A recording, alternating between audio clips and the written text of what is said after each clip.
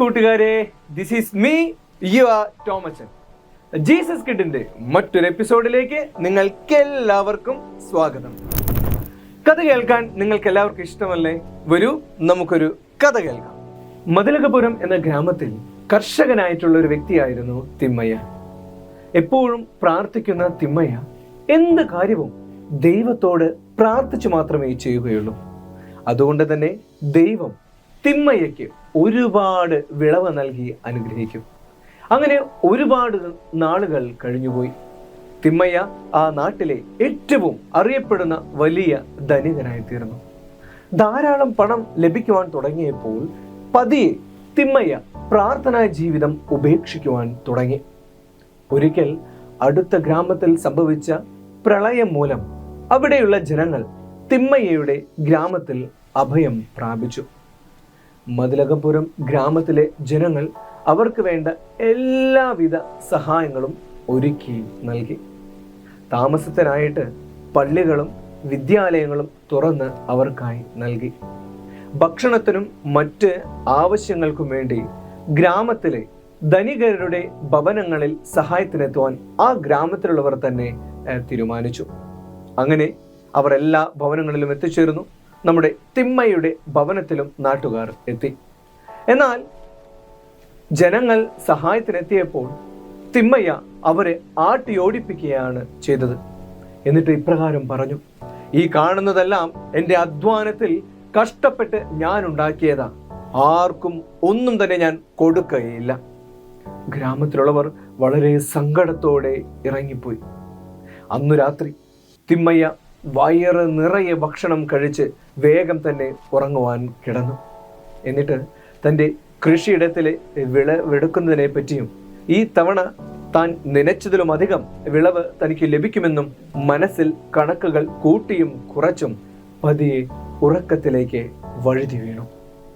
പെട്ടെന്നാണ് കാലം തെറ്റി വന്ന പേമാരിയും കാറ്റും മൂലം തിമ്മയ്യയുടെ കൃഷിയെല്ലാം നശിച്ചു പോകുകയും വീടും കളപ്പുരയുമെല്ലാം തകർന്ന് നിലം പതിക്കുകയും ചെയ്തത്. തൻ്റെ സമ്പാദ്യം മുഴുവൻ ഇതാ ഇല്ലാതായി പോയിരിക്കുന്നു എന്ന് മനസ്സിലാക്കിയപ്പോഴാണ് തൻ്റെ അരികിലേക്ക് സഹായം ചോദിച്ചു വന്നവരെ പറ്റി ഓർത്തതും അവരോട് താൻ വലിയ അപരാധം ചെയ്തുവെന്ന സങ്കടം അദ്ദേഹത്തെ അലട്ടുവാനും തുടങ്ങിയത്. ധനികനായപ്പോൾ താൻ പ്രാർത്ഥനാശീലം ഉപേക്ഷിച്ചതിനെ പറ്റി ഓർത്ത് അദ്ദേഹം വിലപിച്ച് ദൈവത്തോട് പ്രാർത്ഥിക്കുവാൻ തുടങ്ങി. ദൈവം ഉടനെ തിമ്മയ്യയുടെ മുൻപിൽ പ്രത്യക്ഷപ്പെട്ട് എന്നിട്ട് തിമ്മയ്യോട് ഇപ്രകാരം: ഇപ്പോൾ നീ ചെയ്ത തെറ്റിന്റെ ആഴം മനസ്സിലാകുന്നുണ്ടോ? നിന്നെ ഞാൻ ധനികനാക്കി തീർത്തത് നിന്നിലൂടെ വിഷമിക്കുന്നവരെയും സഹായം ആവശ്യമുള്ളവരെയും കരുതുവാനാണ് ഞാൻ നിന്നെ സമ്പന്നനാക്കി തീർത്തത്. നിനക്ക് നൽകിയ നന്മകൾ നിന്റെ ആഗ്രഹങ്ങൾക്കും അത്യാഗ്രഹങ്ങൾക്കുമാണ് ഇനിയും നീ ഉപയോഗിക്കുന്നത് എങ്കിൽ അവയെല്ലാം ഞാൻ തിരിച്ചെടുക്കും എന്ന് പറഞ്ഞ് ദൈവം പെട്ടെന്ന് തന്നെ അപ്രത്യക്ഷനായി. പെട്ടെന്നാണ് ഉറങ്ങിക്കിടന്ന തിമ്മയ്യ ഞെട്ടിയുണരുന്നത്. താൻ ഇത്രയും സമയം കണ്ടത് സ്വപ്നമാണോ എന്ന് ആലോചിച്ച് നിൽക്കുവാൻ പോലും തിമ്മയ്യ നിൽക്കാതെ തൻ്റെ തെറ്റിനെ കുറിച്ച് ബോധ്യവാനായ തിമ്മയ്യ കളപ്പുരകൾ തുറന്ന് ധാന്യങ്ങൾ ചാക്കുകളിലാക്കി പ്രളയത്തിൽ അകപ്പെട്ടവരെ സന്ദർശിക്കുവാനും അവർക്ക് ധാന്യങ്ങൾ നൽകുകയും ചെയ്യുവാനും പുറപ്പെട്ടു.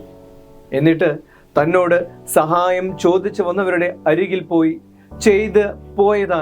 രാവിലെ താൻ ചെയ്തു പോയതായ ആ തെറ്റുകൾക്ക് ക്ഷമ ചോദിച്ച് അവരോടൊപ്പം സഹായ പ്രവർത്തനങ്ങളിൽ പങ്കുചേരുകയും ചെയ്തു. പ്രാർത്ഥനയാണ് തൻ്റെ വിജയത്തിന് കാരണമെന്ന് തിരിച്ചറിഞ്ഞ് ഇടവിടാതെ പ്രാർത്ഥിച്ച് പിന്നീടുള്ള കാലം ദൈവത്തിൻ്റെ പ്രിയ പുത്രനായി തിമ്മയ്യ ജീവിച്ചു. കൂട്ടുകാരെ, ഈ തിമ്മയ്യയുടെ ജീവിതപാഠം എന്നെയും നിങ്ങളെയും പഠിപ്പിക്കുന്ന വലിയ ഒരു കാര്യമുണ്ട്. പ്രാർത്ഥനയാണ് നമ്മുടെ ജീവിതത്തിലെ ഏറ്റവും പ്രധാനപ്പെട്ട കാര്യം.